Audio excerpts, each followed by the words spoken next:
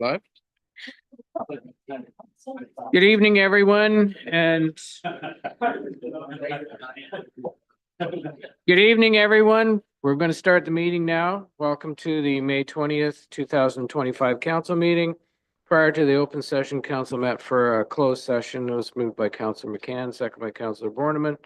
Pursuant to section 239(2) and 3 of the Municipal Act SO 2001 C25 is amended, Council of the Corporation of the Town of Parry Sound moved to a special meeting closed to the public in order to address matters pertaining to litigation or potential litigation, including matters before administrative tribunals affecting the municipality or local board, Isabella Street contract dispute, and F, advice that's subject to solicitor-client privilege, including communications necessary for that purpose, Wabick Street easement dispute. And that meeting was held. At this time, I'd like to acknowledge that we're on the traditional territory of the Anishinaabe people under the Robinson-Huron Treaty of 1850 and the waterways traveled by the Métis of this region. Are there any additions to the agenda or change-ups? No? Mover and seconder for the agenda, please. Councillor McDonald and Councillor Borneman, that the council agenda for May 20th, 2025 be approved as circulated. All in favor? That's carried. Any disclosure of pecuniary interest or the general nature thereof? Seeing none. Mover and seconder for the minutes. Councillor McCann, Councillor Ashford, the minutes from the regular council meeting held May 6, 2025 be approved as circulated. Any discussion or comments on those minutes? Seeing none, all in favor? All in favor? Okay, thank you. Questions of staff? Councillor McDonald. Thank you, Worship. Let's just go to Mr. Kearns. I had some correspondence come through a while back, and it's nothing pressing, but there was just an inquiry about the orientation of the sign, the road street sign for McIsaac Way is not technically accurate to the angle of the street. Is there any way to readjust the orientation of that signage, or is it just kind of the way it is? Through you, your worship, we can certainly take a look at it. The unique nature, I think, of the direction that street lies in relation to Bay Street. It comes up and meets at a fairly steep angle. Now that it's one way,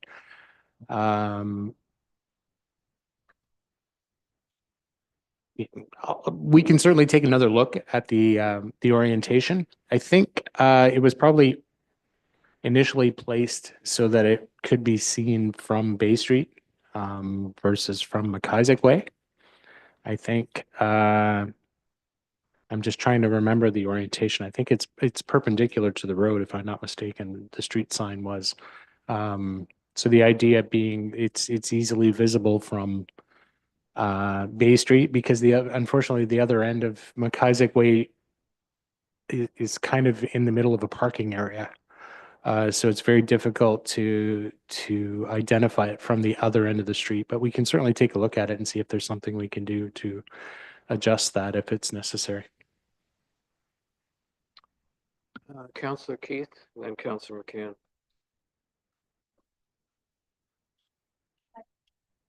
Thank you. My question, I believe, is for Mr. Thompson. It has to do with the washrooms.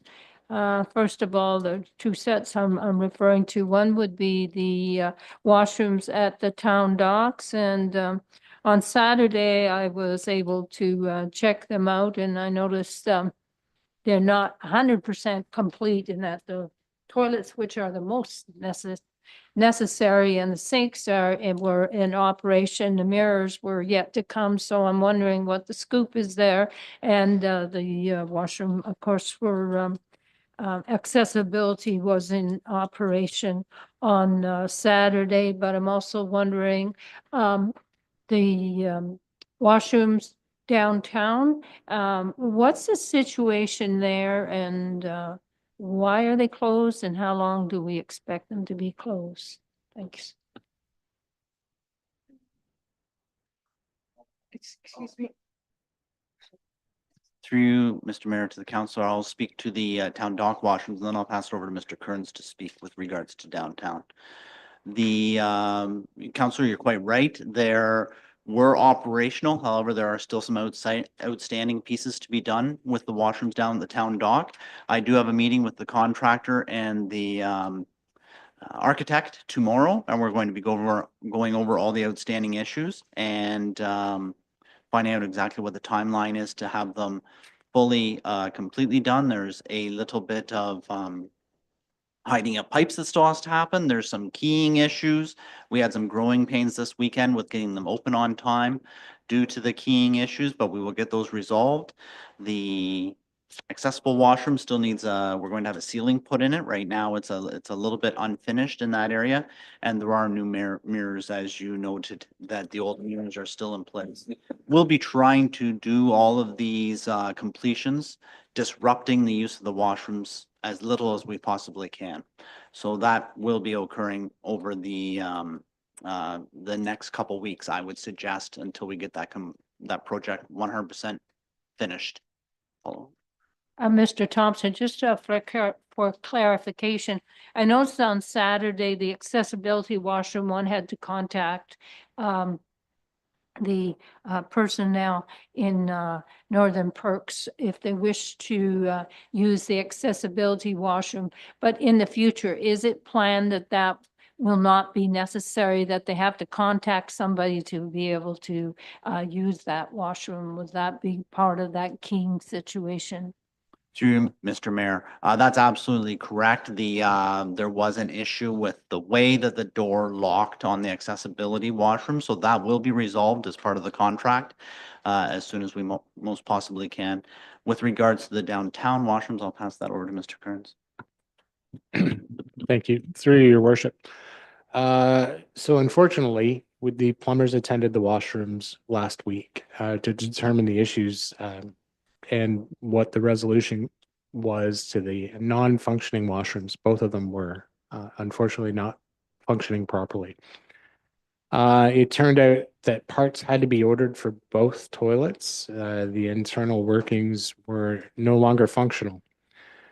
And we anticipated hearing today.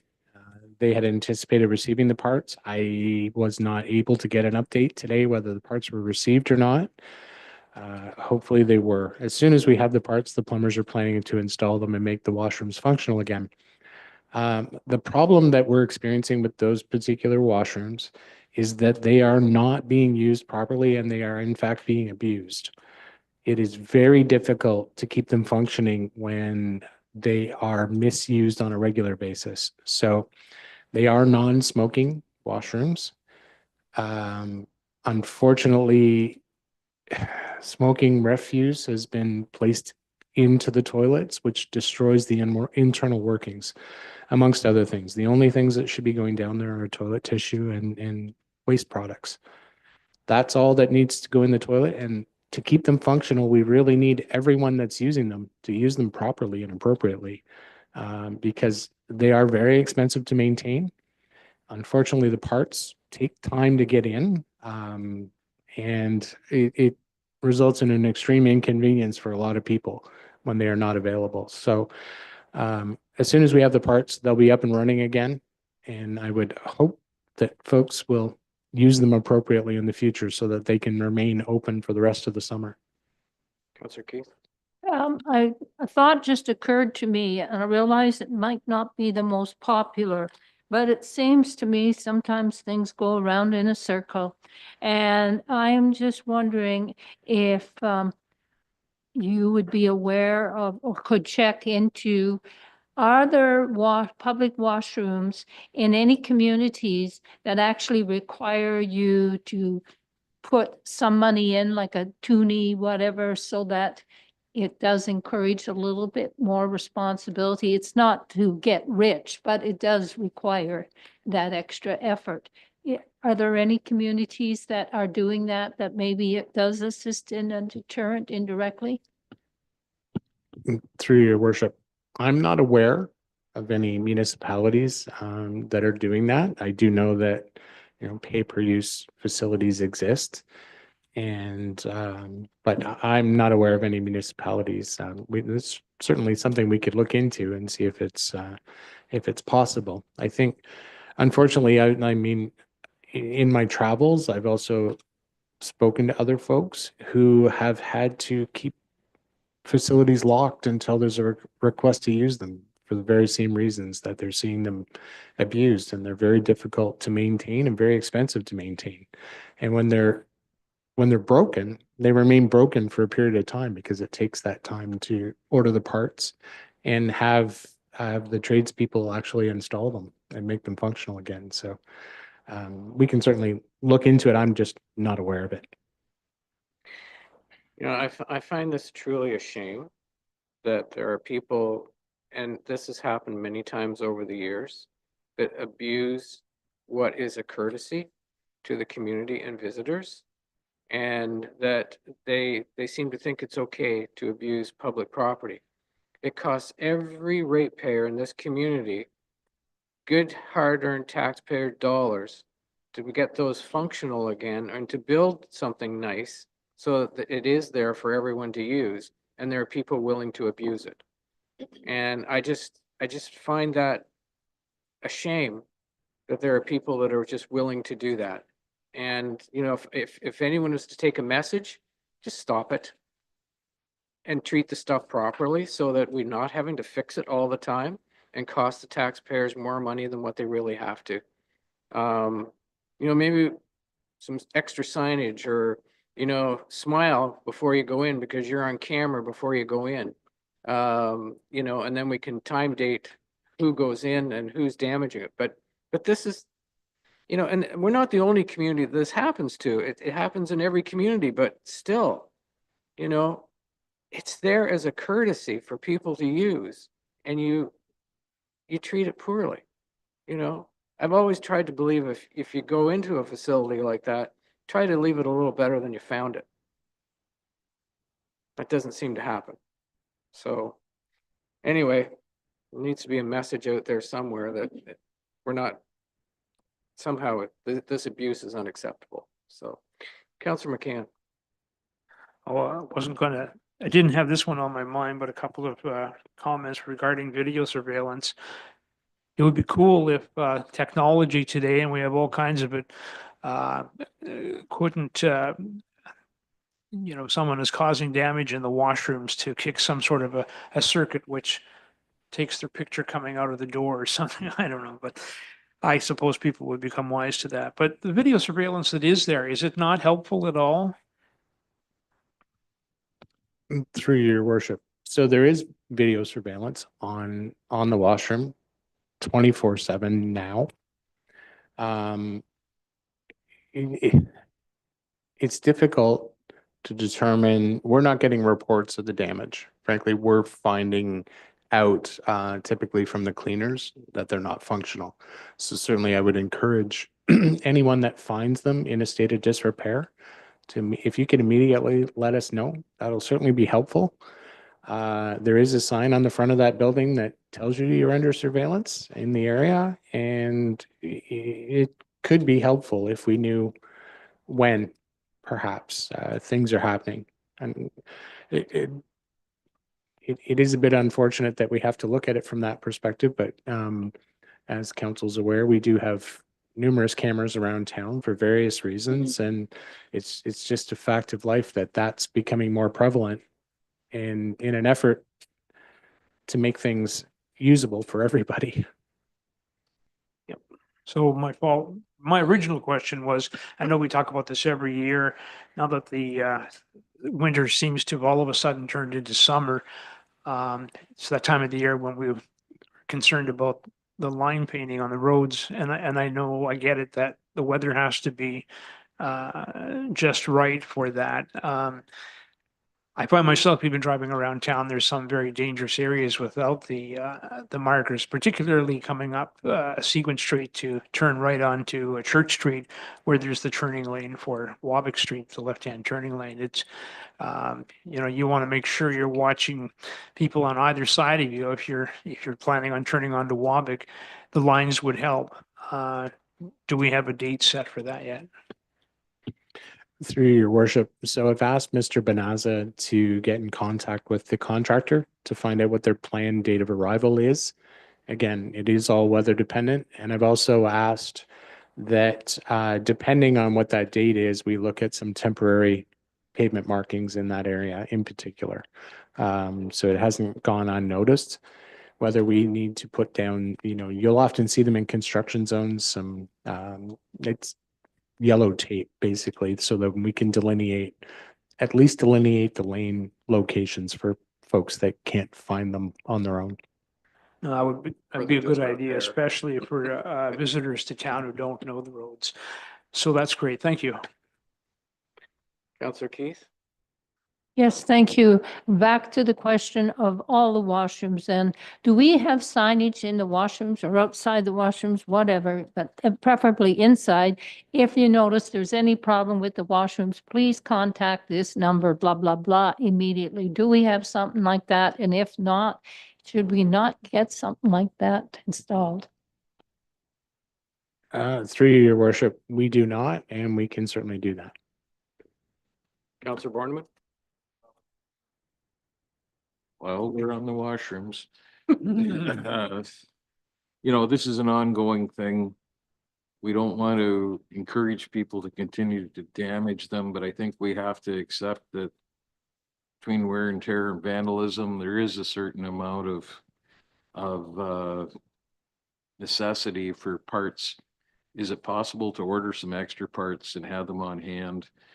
Through the summer months, especially, they're required and needed, and it's unfair to ask the shop owners in the downtown core to provide those services. So is it possible to keep a minimum number of parts on hand so repairs can be effected fairly quickly?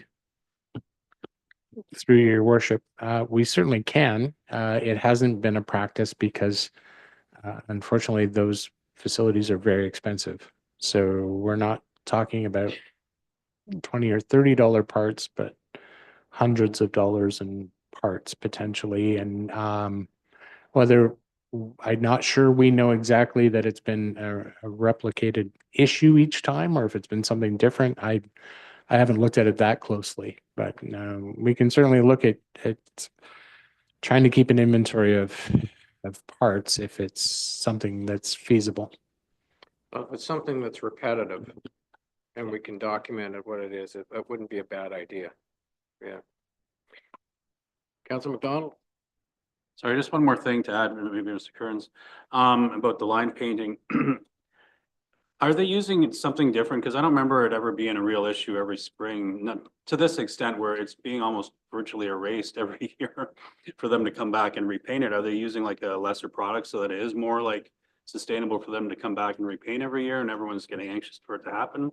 Because I don't recall it ever being to this extent where just about every line in town is pretty much vanished by the time spring comes around. Through your worship. So I wouldn't suggest it's the contractors modifying the formulation. It's more of a regulatory issue. The elimination of volatile organic compounds in the paints tend to make them less robust. So it's more of a regulatory issue than it is a supply issue. Okay. Correspondence, Ms. Johnson.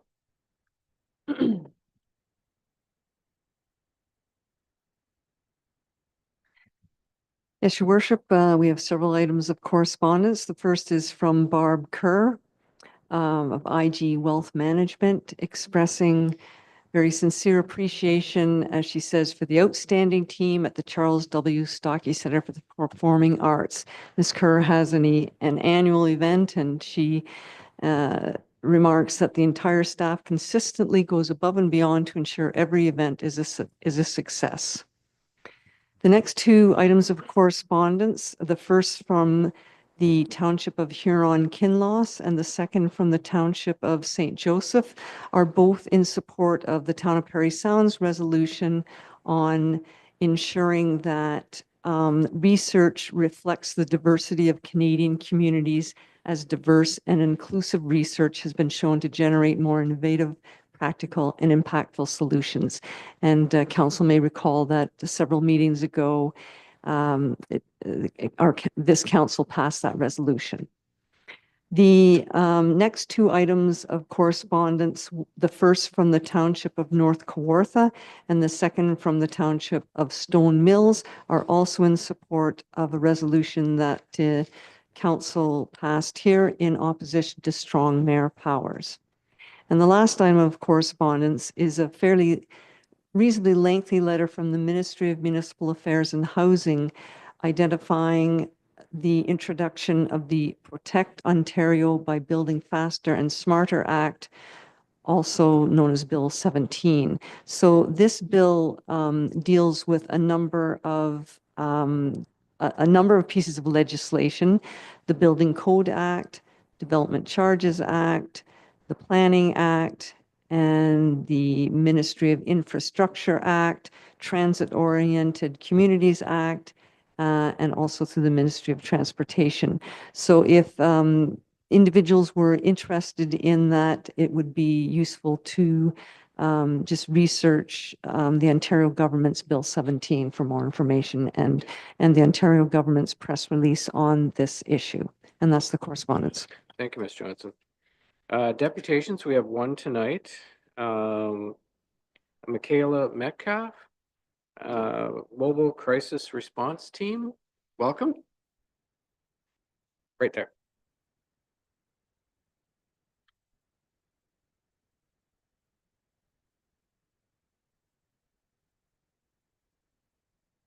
Okay, now press the button in front. There you go. You're good. Testing. Okay. Yep. Thank you. Thank you everyone for having me today. I'm the mobile crisis worker for the West Parry Sound District.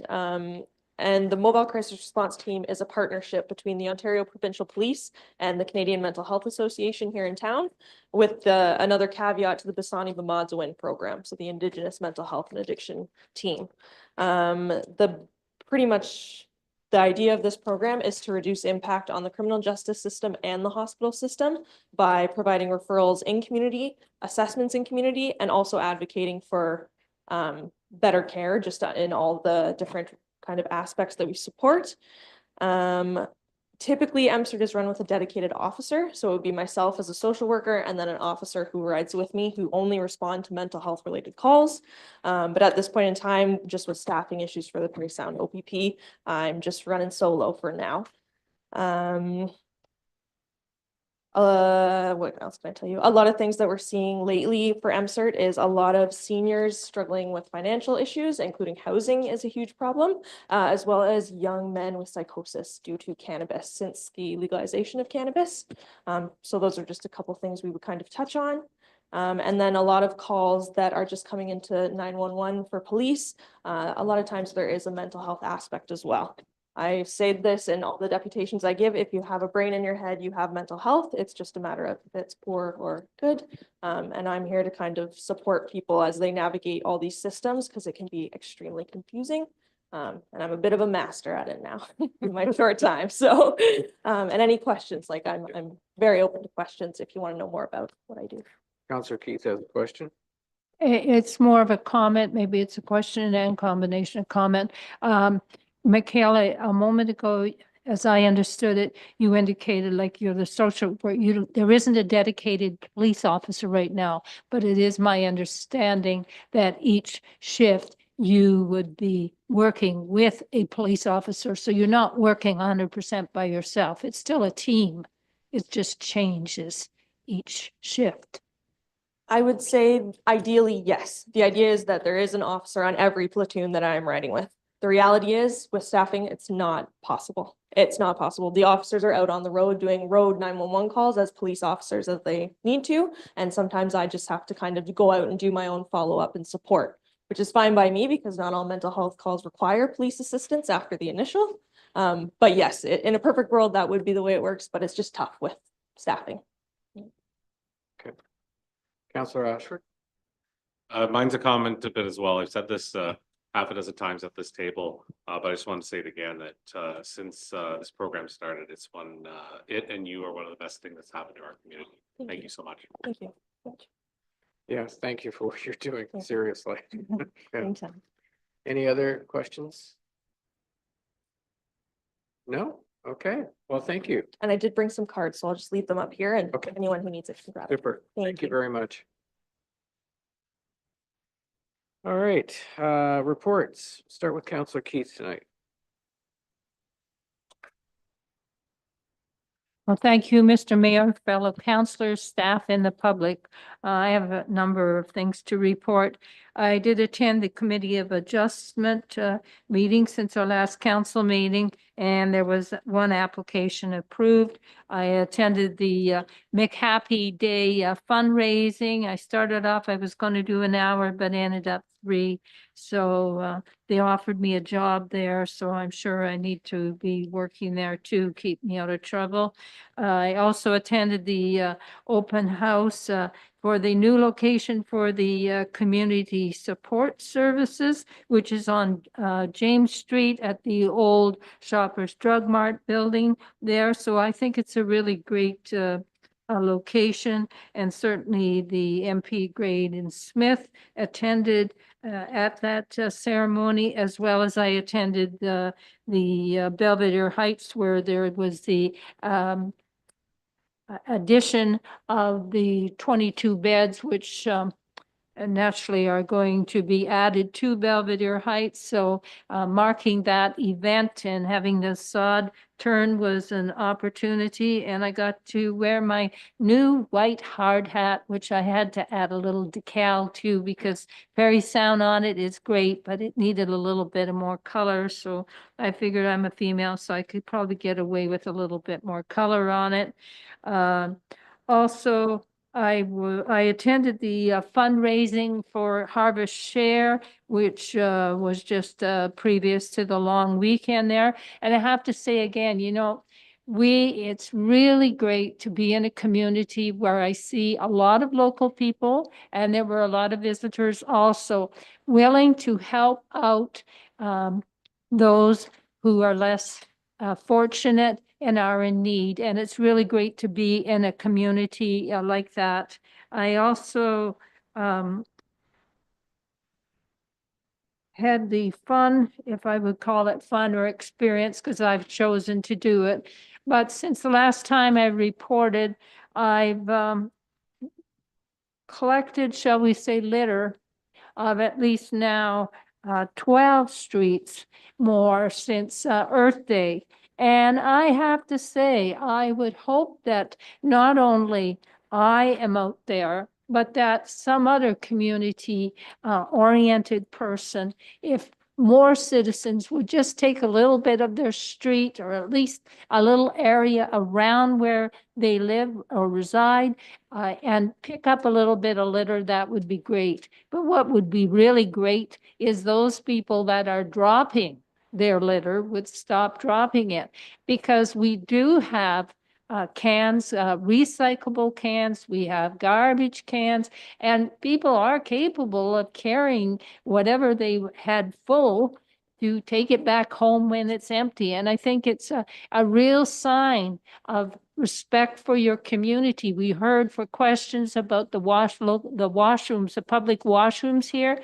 It's the same sort of thought process, in my personal opinion, when you can't be 100% responsible. So I'm really hoping that we can get on board as a whole community and try to do better in that department. Because I can tell you, one street that I just finished cleaning 2 days ago, I went by just on my way here to council, and somebody again had thrown out, how do you throw out an empty jug, which looked like a milk jug? How do you throw that on the boulevard? You had to have drank it or consumed it, like take it home or whatever, but it's really unfortunate about that. The other thing I wanted to say is the accessibility committee. There wasn't enough on the agenda to hold a meeting, which was to occur this week. However, so it's been put over for our September meeting when we'll have a fuller agenda. But what I want to say is, again, we are looking for more volunteers to be involved in that committee. This is an opportunity. And Tammy Gould at Rise has come up with a really lovely poster to get people interested in volunteering to be on this committee, and I really hope there will be some applicants. Also, she indicated that they are doing some fundraising themselves and for the cause, and therefore because it's National Accessibility Week, May 25th to 31st, they're hoping that, people can come out and support them. And also, there will be a fundraising activity specifically in this area, June the 2nd, where a person volunteers to do some exercise in some form to help for fundraising. So just as I said previously, there's a lot of people in our community that are willing to contribute, to volunteer, to help. And that's the positives of our community. If we could just shape up 100% responsibility, that would be great in caring for our community. Thanks. Thank you. Councillor Ashford. I also attended the Committee of Adjustments with Councillor Keith. It was really great to see people working to make sure there's housing and to legalize different atypical situations in the community. So it was another great meeting there. And then additionally, with the mayor, I attended the recent pool committee meeting, and one of the fun things about that was just talking about how the pool, the actual pool itself is kind of a unique design. It's become quite popular because it's less expensive to operate overall, more durable, all these different kinds of things. This particular type of pool and style, but of course, as with many things, it's made in the United States. So this particular company, in order to help with the tariffs, was able to open up, accelerate their plans for a Canadian division. And we will be having not only a brand new pool put in, it's going to be a brand new Canadian pool put in. So it was kind of a nice little treat there. It's going to take an extra month and a half or so before that pool actually gets put in. It's not going to slow down the overall project, but instead of it going in the beginning of summer, it'll go in at the end of summer. Just because the time it takes for this switch some operational things over for the company. But we'll be looking at I think maybe the mayor will comment on this more. I think the mayor, you actually asked the question, can we call this a Canadian pool? Yes. Is that, yeah, so the mayor can comment on that a little more, but it was a pretty nice treat at the meeting. Yeah. Councillor Valesky. Thank you, Your Worship. I as well attended the Community Support Services grand opening.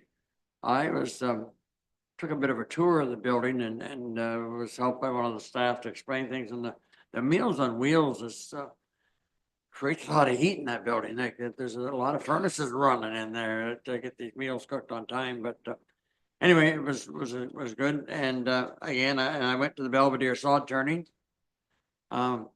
We're very, very anxious to see that getting going. There's a fencing around where the parking is going to be, and it looks like we're going to get started on it. We get some machines in there working shortly. And I attended a very short meeting of the Chamber of Commerce. It was a Zoom, and unfortunately, after a very short time, I had to leave.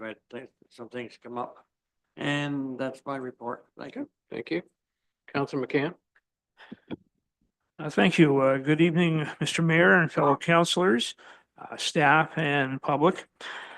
A few things since our last meeting. I too attended the grand opening, the ribbon cutting of the West Parry Sound Community Support Services, now downtown. Originally, the idea of the office moving, it wasn't the most welcome thought, but I think it was a blessing in disguise, and everyone's very happy to be in the new headquarters.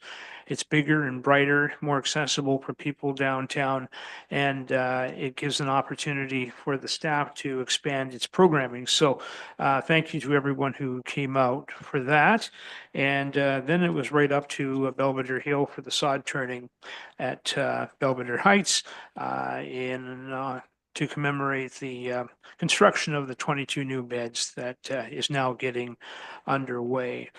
Wednesday morning, 14th of May, I attended the Parry Sound Public Library Board meeting in person. Regarding correspondence, we learned that the Township of the Archipelago's March Committee of the whole meeting, there was discussion on the concerning trend of book bans occurring in parts of the United States. And to that, the township sent a letter to the library staff and board and CEO expressing its encouragement in learning about the library's policies on intellectual freedom and its strong commitment to ensuring access in all expressions of thought, belief, opinion, and expression. The letter went on to commend the Parry Sound Public Library for upholding this core value, particularly at a time when there seems to be so much unrest south of the border. We also had a great deal of discussion around upgrading the auditorium and the fire exit entrance there. A lot of undesirable activity after hours and sometimes during hours, to the point where we had some young teenagers, very young teenagers, starting fires in the stairwell at the fire exit out from the auditorium. So we're looking at an NOHFC grant that we're applying for to totally reconstruct the auditorium, do something about the exit, and if possible, put a lift in the building. So we'll keep you posted on that. And always, of course, some housekeeping. We received our financial reports, CEO report. Add a review of upcoming programs, and as always, check out our website at parrysoundlibrary.com. My wife and I attended the Alan Jackson Experience at the Charles W. Stockey Center on Friday evening, March 16th. It was called the Alan Jackson Experience, and the fellow that headed this off was Aaron Halliday. He's the head of the band. He did a wonderful job of imitating Alan Jackson, along with his five-piece band. They sounded just about as close as you could get to Alan Jackson. The concert was well received and enjoyed by the number of guests who had attended. Summer is here. This past weekend, folks in Parry Sound, as well as nationwide, celebrated the Victoria Day weekend. The town, and in fact, the whole area, very busy and active, and it was a pleasure to see how many visitors and summer residents were back here, whether to relax or camp, enjoy some family time, open the cottage, whatever, get the boat in the water. This weekend has always been very typical and very much anticipated as the beginning of the summer season. Back in my CKLP FM days, you may recall we aired a series of announcements titled Summer's Here Now, starting on the Labor Day or the Victoria Day weekend. And that was most evident this weekend, and it was great to see so many people back in action. What a contrast from just a couple of years ago when we were all held under with COVID.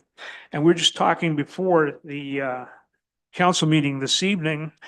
Time goes by very, very fast. On the 10th of May this year, it was the 55th anniversary of that great famous Bobby Orr goal that won it for them in Boston on that Mother's Day back in 1970, 55 years ago. Wow. Seems like it's just yesterday. So I know there's something on the agenda tonight about sending staff down to the States to network with people involved with the Hall of Fame and the kind of work that they do. So I guess that's my report as time marches on. Thank you, Councillor Barnwood. Thank you, Your Worship. Good evening, everyone. I hope Mother Nature gets the notice that it is summer soon. And with respect to the banning of books, I would expect that those are the ones people are most likely to want to read. As others have reported, May 9th, I attended the Community Support Services grand opening. This is in cooperation or coordination, I guess, with Belvedere. Community Support Services is operated out of the basement in Belvedere for the past 35 years and functions under the board's I was going to say guidance, but administration, we'll say. And yes, I think initially there was some resistance, but the new space is a great space. Bright and clean, and most importantly, it allows some room to grow. It's a segment in our community that's only going to continue to be larger. And without the campus of care facilities, aging at home is going to be a fact of life. So the services that are offered there are going to be more needed rather than less. And I also attended that the sod breaking work is now underway, which is a good thing. Hopefully, there really is, in my view, humble view, there's little reason to think that work should fall behind because 95% of it is inside. The weather shouldn't impact what's going on there very much. To make it a full day of Belvedere after the sod breaking, I was part of the group that conducted more interviews to replace our administrator. Hopefully, by the next time we meet, we'll have some positive news on that front. And finally, also with respect to Belvedere, mark in your calendars, June 18th at 3 p.m., Belvedere will host their annual AGM virtually. There have been a number of respiratory outbreaks within the home, and it's thought that this is the safest way to proceed. So I believe there was a link attached to the email that should allow anyone who wishes to hook up and attend. And that's my report for this evening. Thank you. Okay, thank you. Councillor McDonald. Thank you, Your Worship. Good evening, fellow councillors, staff, and public. May the 9th, I also attended the ribbon cutting for the new location of the Community Support Services. As everyone said, it's a great new location and more space, and it's much needed and valued service and an asset for the community. May 9th, I also attended the groundbreaking ceremony at Bow Heights. There were lots of dignitaries, including our MPP, municipal mayors, councillors were in attendance. May 14th, I attended the Downtown Business Association's monthly meeting in AGM. With the social media and marketing year-end wrap up. They've been taking in some new sidewalk applications, which I'm sure we'll see shortly. New banners being installed today, actually, featuring 3 local artists, Jessica Vergeers, Ryan Sobkovich, and Kyle Sorensen. For any of you that hasn't seen them yet, they're probably the nicest banners that we've had, and they represent our local artists. Each artist has contributed 2 beautiful designs that are now displayed throughout the downtown until the Remembrance Day banners are installed.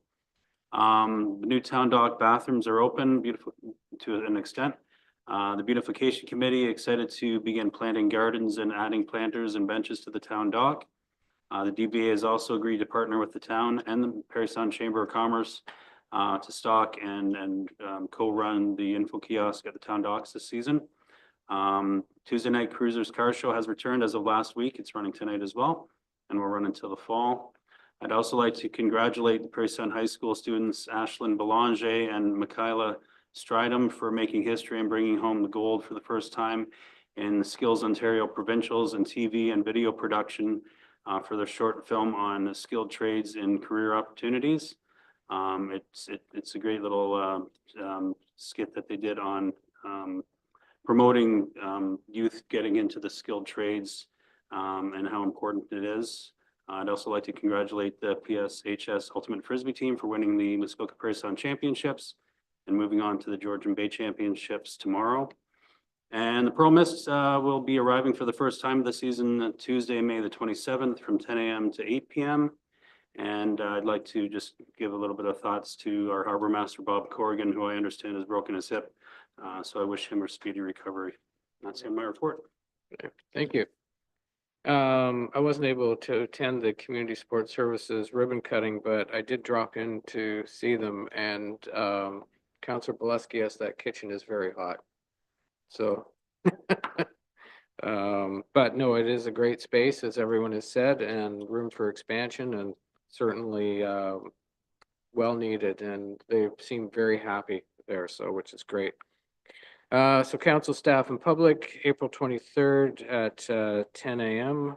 Myself, Mayor Robinson, Councillor Fellner from the Recreation Center MSB Board met with representatives from the YMCA in Barrie to discuss moving forward with an operating agreement for the new rec center. Good meeting where it's moving forward, which is good. Then at 5 p.m. on the 23rd, I had a public health meeting, which I attended virtually. April 28th, Mr. Harris and I met with a group of business people to discuss parking.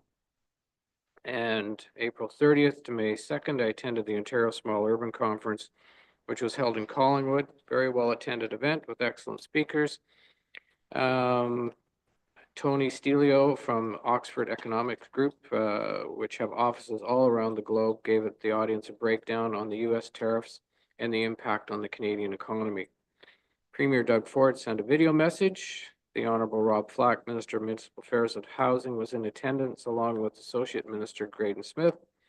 And there were a number of presenters that presented topics related to AMO's Healthy Democracy Project, which people really appreciated. Dan Matheson, Special Advisor, Cybersecurity and Municipal Engagement at Toronto Metropolitan University, and also the former Mayor of Stratford, talked about cybersecurity issues right now. And one of the things that he mentioned that I found very interesting is that sometimes people will fire up an old computer and they'll hook it up to the internet, and that computer will have had a virus in it and they don't know, but as soon as it's been fired back up, it all of a sudden integrates into the network again, and the virus spreads and causes problems. So if you've got an old computer, just be very careful. Maybe don't hook it up to the internet just in case. Because chances are all of your software protection and everything will have expired on it. So it will literally just cause a virus. What else was there? Stephen Blais represented the Ontario Liberal Party. Mike Schreiner was there representing the Ontario Greens. And Robin Jones, president of AMO, and Crystal Lowry, chair of Roma, were also on hand to give greetings. The conference will be held in Parry Sound next year. So there's a lot of planning now that will go into making the conference special in Parry Sound. So May 5th at 9 a.m. was the flag raising for community living, and I want to commend the efforts and staff of the Board of Directors for Community Living as their efforts to support an integrated living and inclusive community is really important and appreciated. Then May 5th, I headed to North Bay to the Federation of Northern Ontario Municipalities Conference, which ended on May 7th.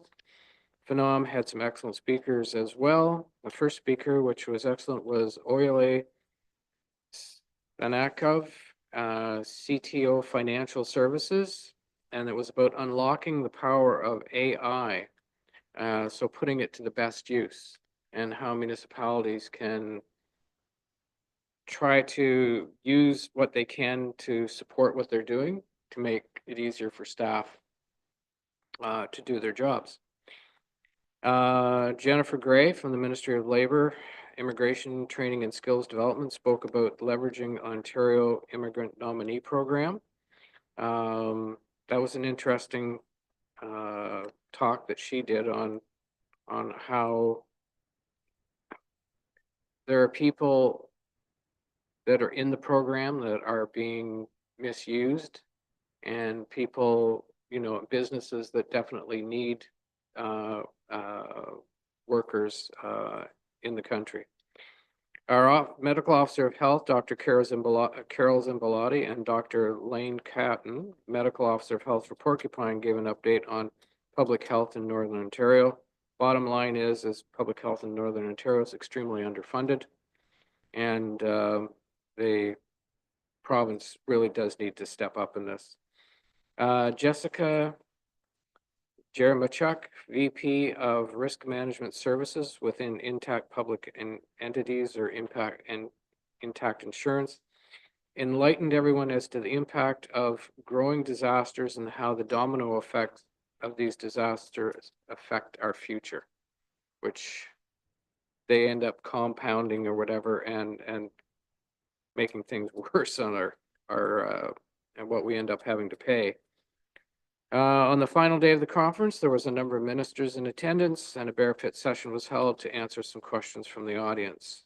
And in 2027, the Phenom Conference will be here in Parry Sound. May 8th was the DSAB meeting, and you should have got your updates in the mail and the email. May 9th, I attended, as was mentioned, the sod turning at Belvedere Heights for the new expansion. John Jordan, Parliamentary Assistant for the Minister of Long-Term Care, and Graydon Smith, Associate Minister of Municipal Affairs and Housing, were both on hand. And I will say the 22 new long-term care beds are certainly needed and welcomed here. And I want to thank the Board of Belvedere and our two representatives, Councillor Bornham and Councillor Boleski, for all their efforts in this. May 12th, I had a Municipal Employee Pension Committee meeting via Zoom. And May 14th, as Councillor Ashford mentioned, was the West Parry Sound Recreation Center MSB meeting. Things are moving along. Everything seems to be on track with the building and progressing. Yes, the pool that's going in is a new stainless steel pool, which seems to be operating, as Councillor Ashford mentioned, much better than the old concrete type. And to get around the tariffs, this company has built a plant or whatever they've done in Canada. So this will be the first Canadian Navarre pool in Canada. So creating jobs and using Canadian product and Canadian workers to get the job done. So yes, that's my report.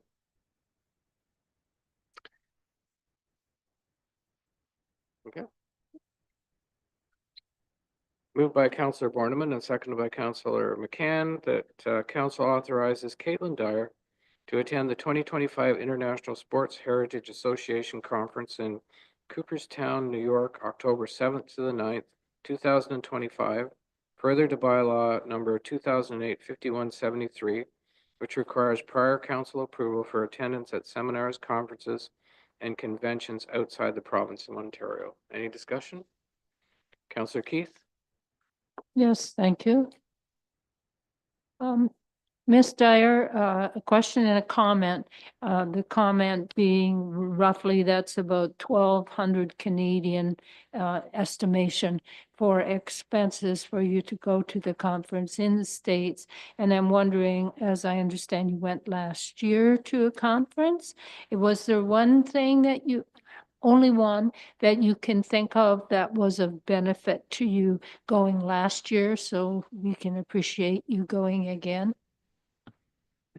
Through you, Mr. Mayor, I just want to clarify the expenses. I've done the conversion already into the from US dollars to Canadian, so it's approximately 800 Canadian dollars that we're looking at in terms of an expense.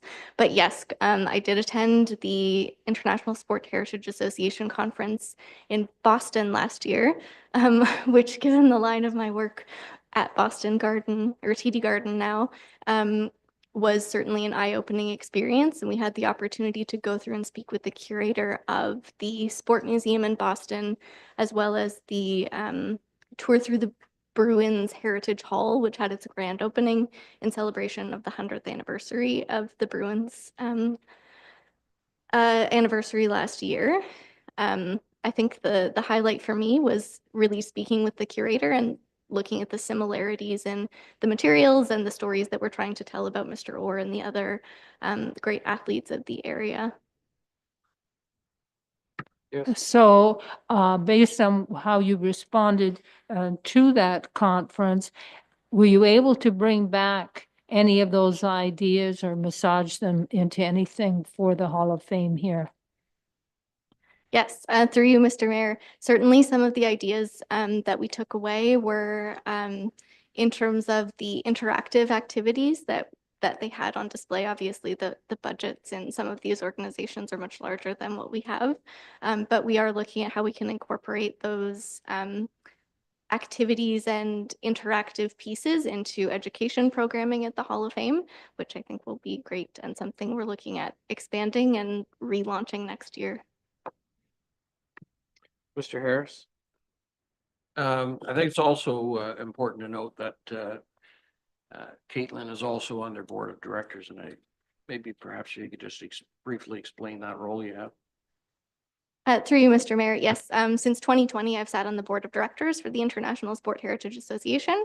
So we are 130 members approximately across the globe from the US, Canada, Australia, Greece, Spain, New Zealand, kind of everywhere.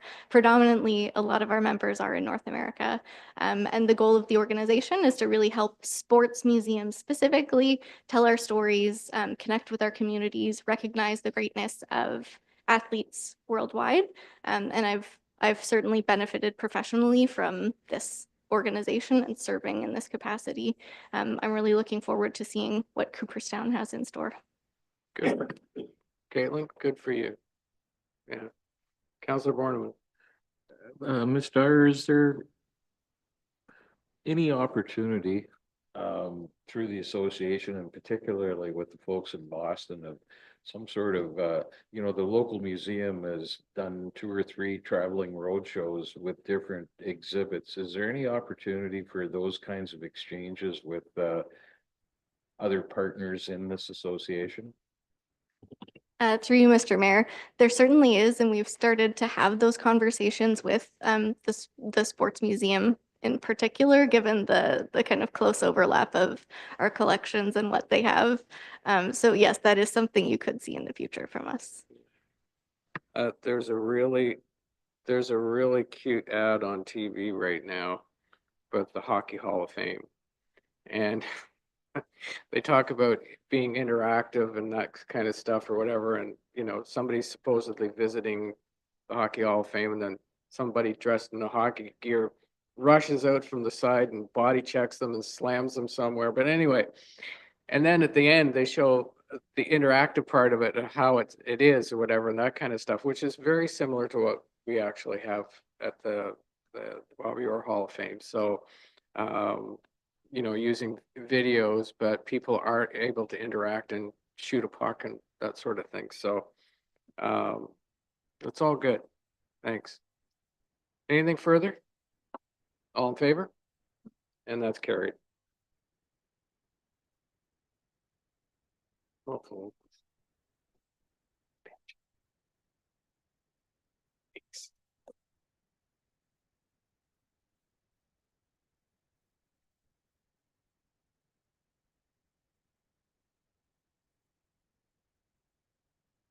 Moved by Councilor McDonald, second by Councilor Borneman, that council accepts the 2024 annual investment report attached to Schedule A in accordance with the town's investment policy.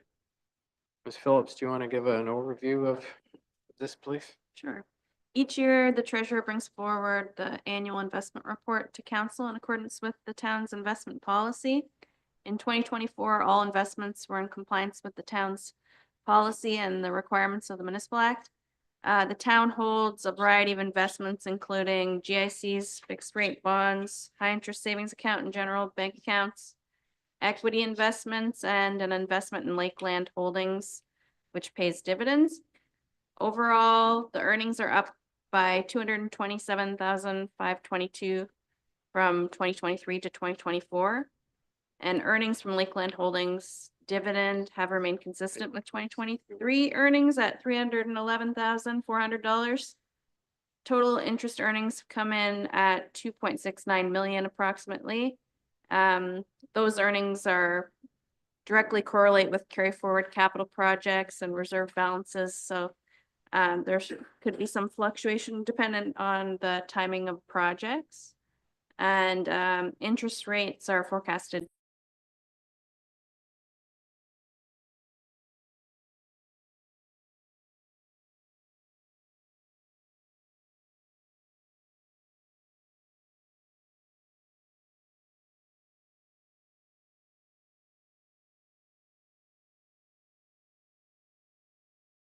It was well written, and it certainly showed the fine job that you're doing, but it's just a question. And the section Appendix A for the GIC, the HSBC, the annual flat rate of 200,000. It said that May 6th it expired, and I'm just wondering why a step-up bond wasn't considered there for the future, unless I've missed it, because certainly from your report, there is indication that in the past that coupon rates can be higher as indicated in 2024. If it wasn't step-up bond, what happened? Thank you. So through you, Mr. Mayor, so the step-up bond was a really good interest rate, but it was expected that it would be called after 2 years, simply because those 2 years together, I think it was almost 14% over the 2 years. So wherever you buy it from has the incentive to buy it back rather than to pay the higher interest rates if they can get their cash in other ways. So typically bonds will get called within a shorter time frame. And then as we reinvest funds, we look at what the interest rates are for GICs and bonds that are available. And we get it from a few different sources to try and get the best rate. So as time goes by, sometimes the portfolio changes, but still within the investment policy based on what rate we can get. So just to clear up, so what happened with that 200,000 GIC, which expired May 6th? Where did it go? Like, what happened then for investment? Because a further step up doesn't seem was considered a bond.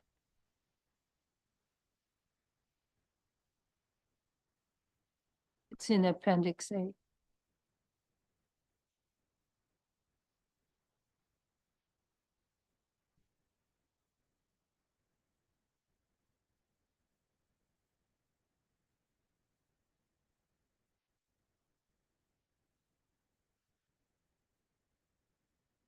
On page 7.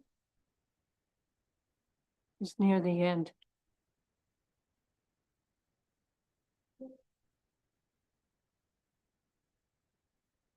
Yes, it's page 7. It's the first line issuer, HSBC Bank GIC annual flat, 200,000 face value, maturity date, May the 6th, 2.25%. So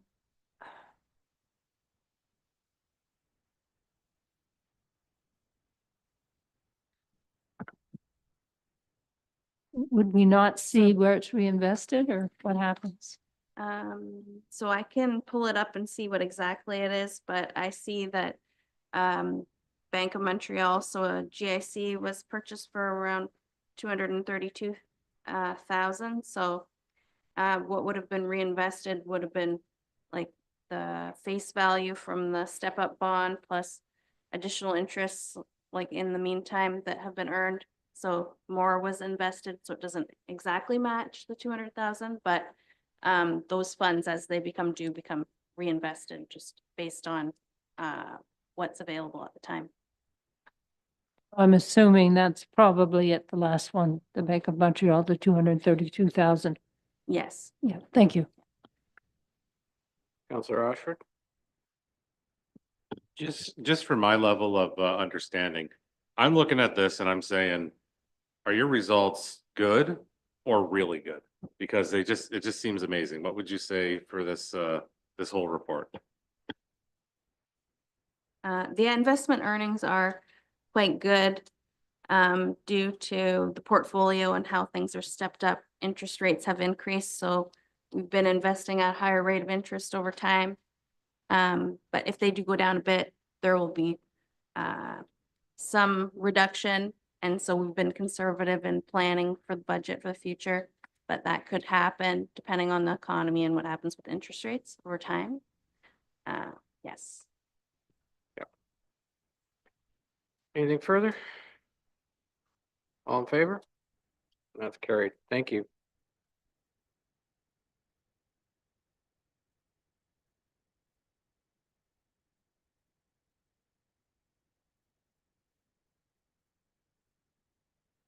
By Councillor Ashford and seconded by Councillor Keith, that council receives the treasurer's annual statement of development charges as of December 31st, 2024, attached to Schedule A. Ms. Phillips.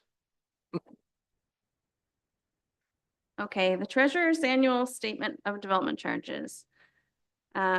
So subsection 43 of the Development Charge Act requires the treasurer to provide a statement of opening and closing balances of reserve funds and transactions related to those funds.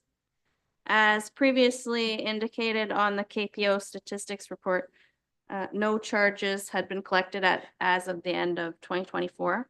However, development is still occurring, and the delay in collections is predominantly due to exemptions within the DC legislation. There have been no borrowing or repayment from the funds in 2024, and the town still anticipates costs estimated in the DC study to be incurred during the life of the bylaw. So that's an overview for council. If there are any questions, I'm happy to answer that. Councillor Ashford. Okay, I know this year we're gonna have DCs because I had to pay some. So can you just give us an idea, like, are we looking at like the bylaw is now in full force? Or like, am I gonna be the only one that had to pay any? Like, where are we at with this? Maybe you're just special. Yeah, I'm just lucky.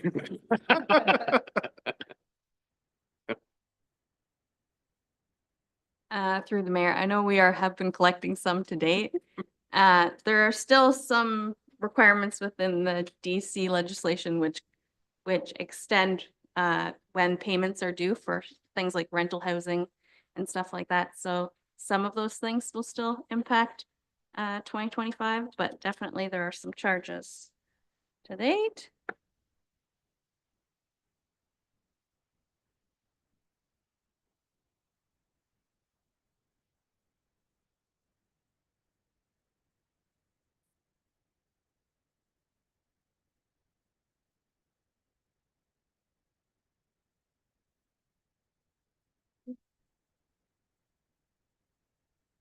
Oh, Sorry, a bit slow pulling it up. that's okay. That's all right.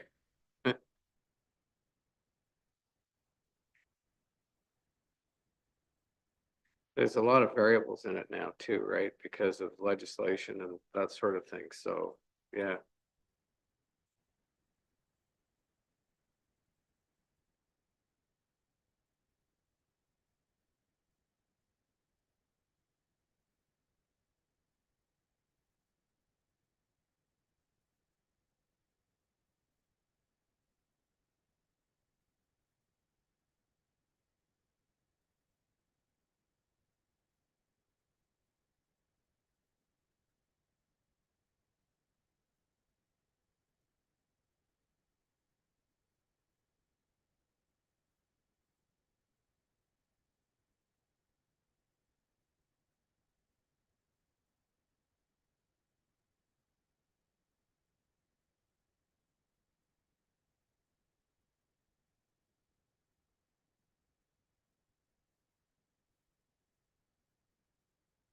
You want us to come back to it or? Yes, if we could, I'll just Okay, update council as soon as I Well- find that. we'll do that.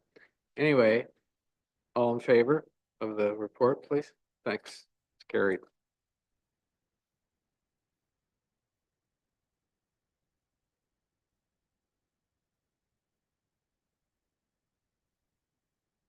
Need a mover and seconder for the direction, please. Councillor Borneman and Councillor McDonald.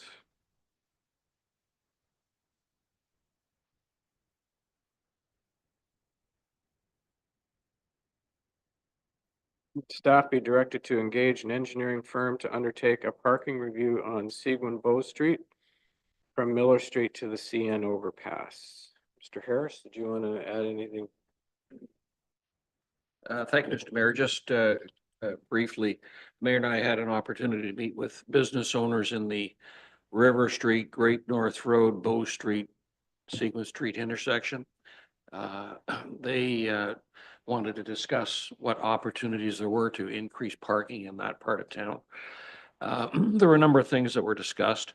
The one that seemed to be the most immediate to have a potential for increased parking is a parking review that would include from Miller Street to the CN overpass, which the review will look at parking on the Seguin Street Bridge.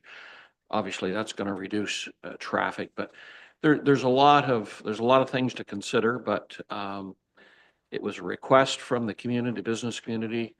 It made sense for us, we thought it would make sense to look at it.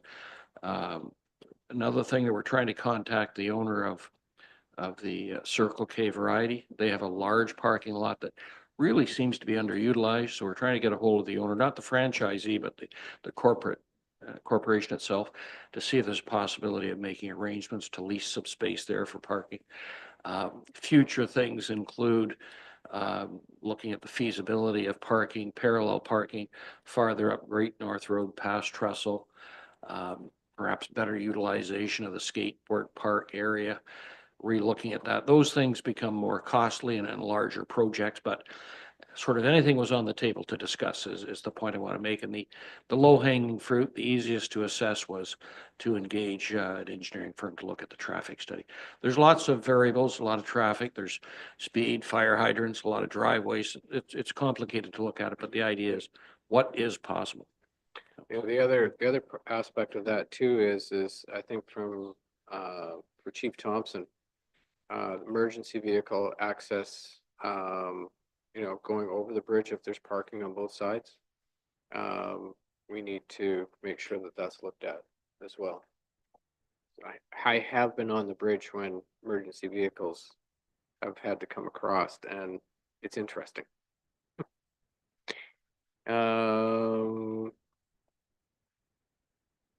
I'm going to start with Councillor Keith, and I'm just going to work my way around. How's that? Well, thank you. I have a comment and might be considered a question also. In reviewing this report, I think it's a good idea this happens. But in reviewing the report, there was a suggestion somewhere the engineering firm would try to make this a priority, and it might be done in a couple of weeks. Frankly, I don't think fast is necessarily good in a case like this. I think we need to take some time, summer traffic and seeing that traffic flow. I feel that is really important to examine the whole picture at a busy time of the year. So I hope that will be considered rather than let's rush and get her done. Thank you. Councillor Asher? I think sometimes I pull my hair out a bit with things like, you know, we talked about the washrooms ad nauseum today, and parking, and I just think like, what, like, we're using these public funds to pay for things that are not you know, not necessarily in my first thing I think of when I think of a spot for a community to gather or a spot for community to use. But then at the same time, when my family come to visit from out of town, or when people talk about our community, and I'm meeting people, and people are coming here, and I see just the other day on a Thursday, I was down at a meeting in Barry, and one of the gentlemen I had never met before, he said, "Oh, I heard you say you work up in Parry Sound. You ever been to Trestle?" And he just immediately jumped on that as it being a kind of a cool spot that he sees as a destination for himself that he wants to visit. So I just think that, you know, people are here to see our natural beauty, but there's also that balance where the community is here for these businesses. And I think that there's this kind of thing is warranted to try to figure out exactly what we can do to kind of make sure we have a balance between those two things, a community gathering space, and then the private sector providing those community gathering spaces as well. Councillor Walewski? Well, thank you, Your Worship. My first blush on this, when I looked at it, was the traffic that we have on that area between the bridge now and River Street is backed up constantly, and putting parking spots along that road, I don't think is a plus.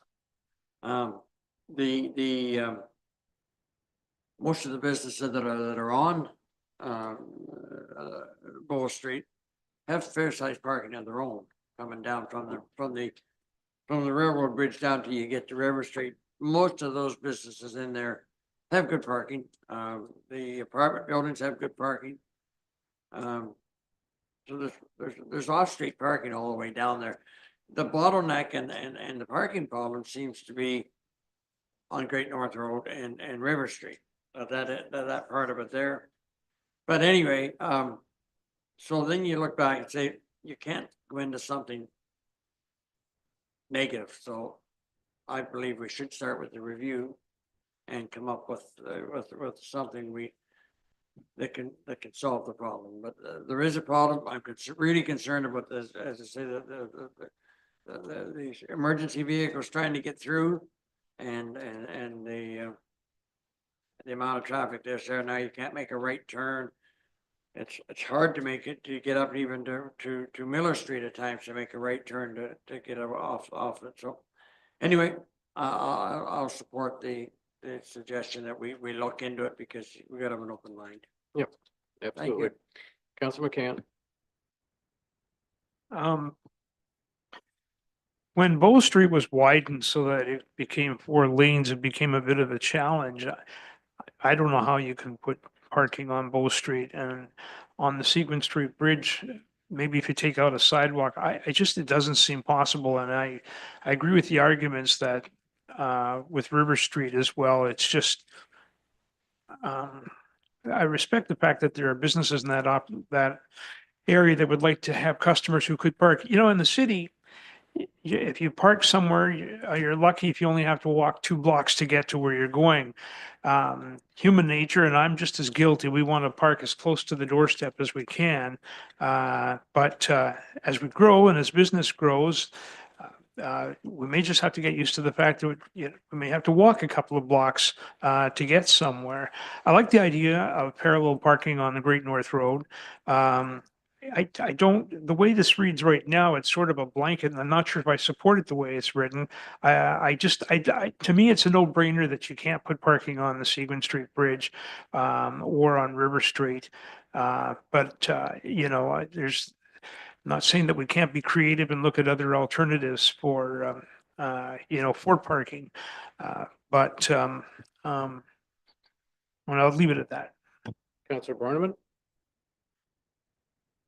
Well, for the cost, the small cost that's involved here, I think it is worth reviewing.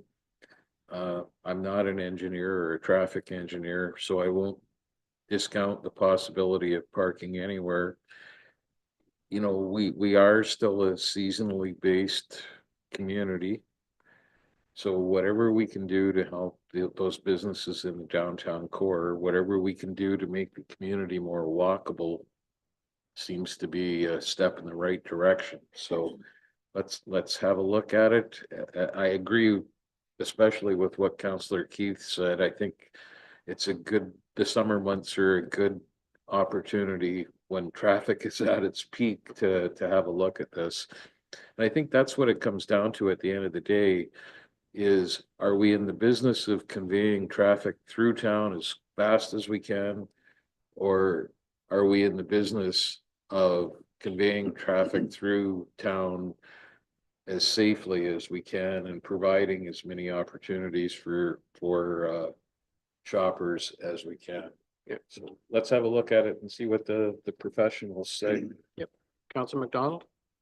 Thank you, Worship. A lot of it's already been said.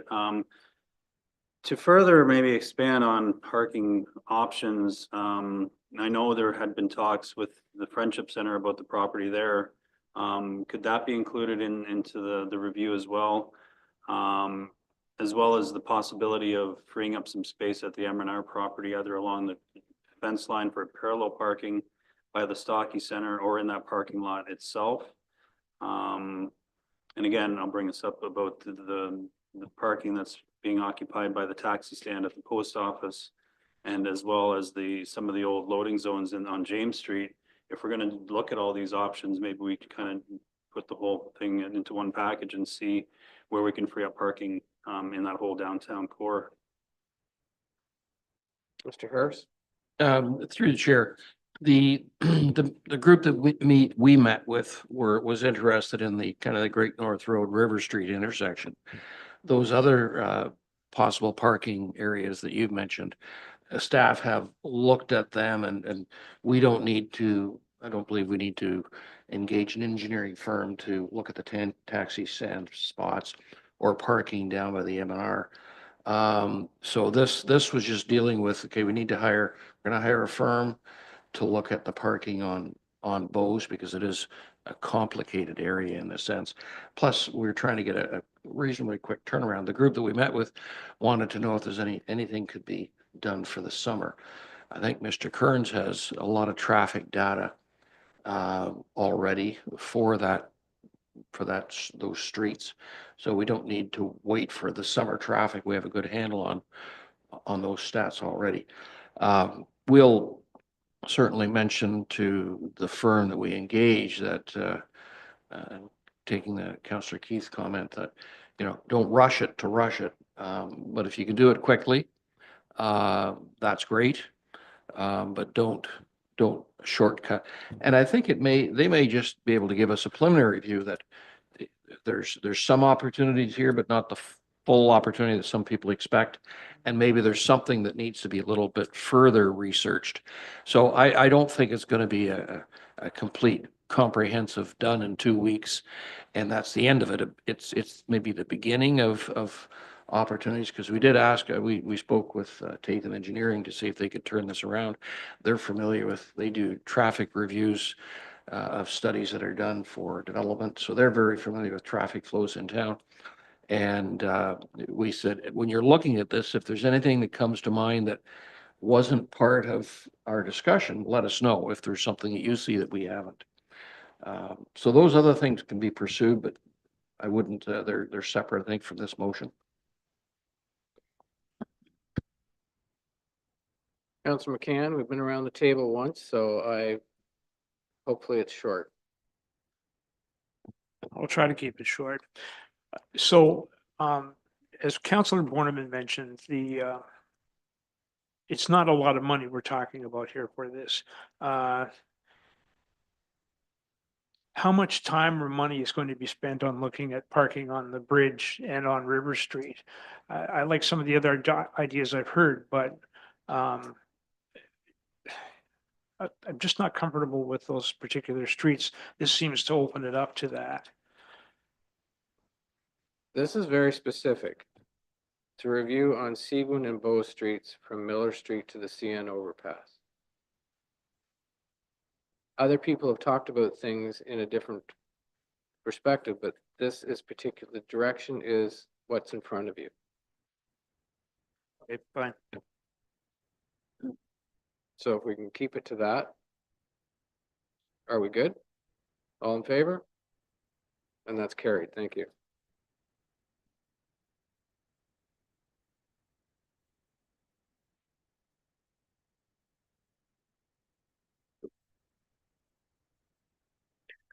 Ms. Phillips, we'll get back to you. Did the computer finally get wound up enough to give you an answer? Yeah, we got the numbers. Okay. Okay. So year to date, development charges are only 22,000 approximately, but 1,004,000's been collected in water and sewer servicing fees since 2022, and 476,000 this year has been deferred through agreement as per council's deferral policy.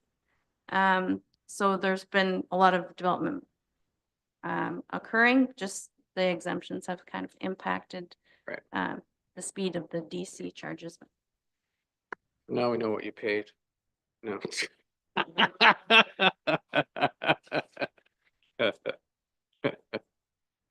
Thank you, Ms. Phillips. Moved by Councillor Ashford, seconded by Councillor Boleski, that upon the recommendation of the 2025 Facade Improvement Review Committee, Council approves the following grants totaling $60,000 as follows. Power Physio, 12 Seguin Street, $2,500. Level Health, 17 John Street, $5,750. Sound Wealth Financial, 10 William Street, $2,500. Legend Spirits, 7 Great North Road, $4,750. Cedarland Homes, 61 Parry Sound Drive, $4,000. Great North Building, 86 Tudhope Street, $2,750. Parry Sound Corporate Corner, 53 James Street, $14,500. Pritchard Law, 17 Miller Street, $3,250. Dent Bay Baking, 4 River Street, $20,000. And that 5,500 of the facade improvement program reserve be allocated to the following application: Parry San Marina, 51 Great North Road. Any discussion? All in favor then? That's carried. Thank you. It's good to see some people upgrading their signage.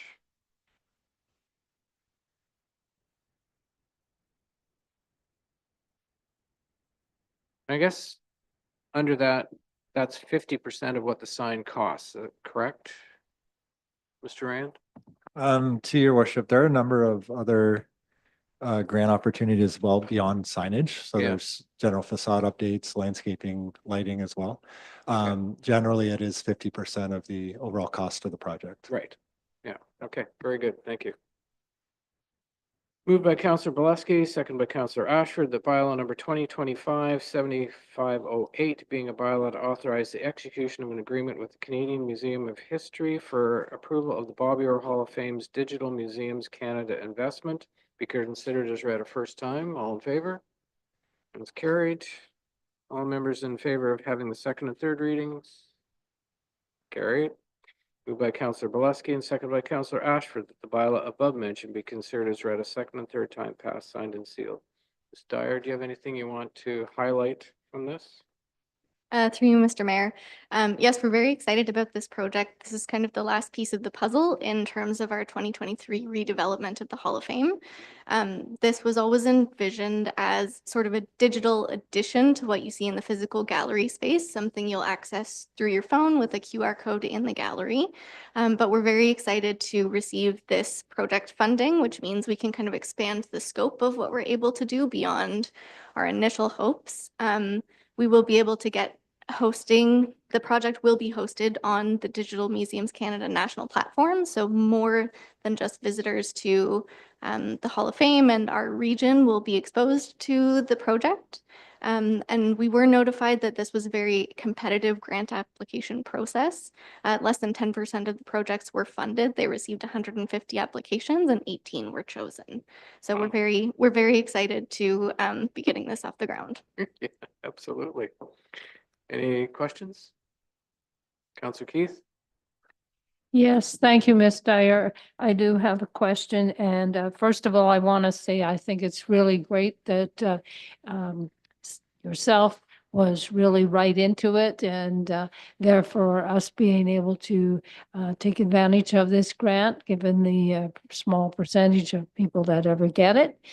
But now the question is, if a person does not have a cell phone, I assume then they wouldn't be able to access this. And can you clarify that? Through you, Mr. Mayor. Yes, part of the plan, we do have several devices that will be available for rental from the box office for anyone who does not have their own device who wants to access the content.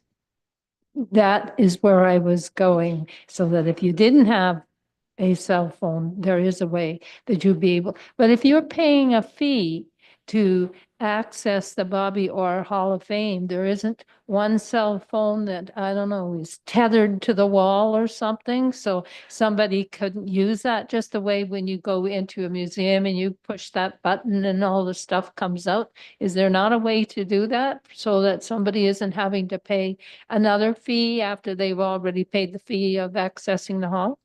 There won't be a rental fee associated with the cell phone. It'll just be kind of, we'll have to take name and contact information to make sure that it gets returned to us. But yes, it'll be available free of charge for anyone who would request a device. I'm happy. Thank you.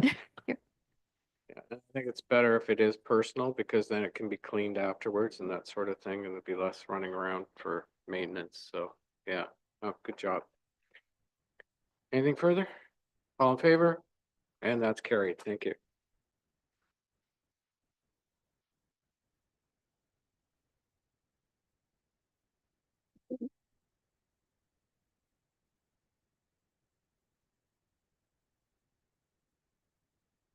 Moved by Counselor Keith and seconded by Counselor Ashford that bylaw number 2025-7509, being a bylaw to confirm the proceedings in council, be considered as read a first time. All in favor?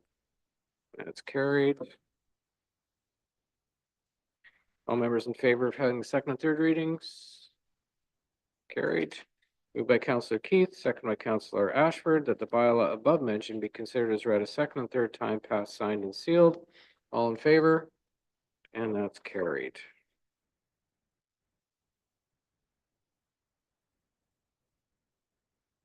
So prior to adjourning, I'd like to offer the following information to the public regarding the next council meeting. The next meeting of council for the town of Parry Sound is scheduled for Tuesday, June the 3rd, 2025 at 7 p.m. The meeting will be held at the town of Parry Sound Council Chambers at 52 Seguin Street, entrance via Gibson Street, be live streamed and recorded.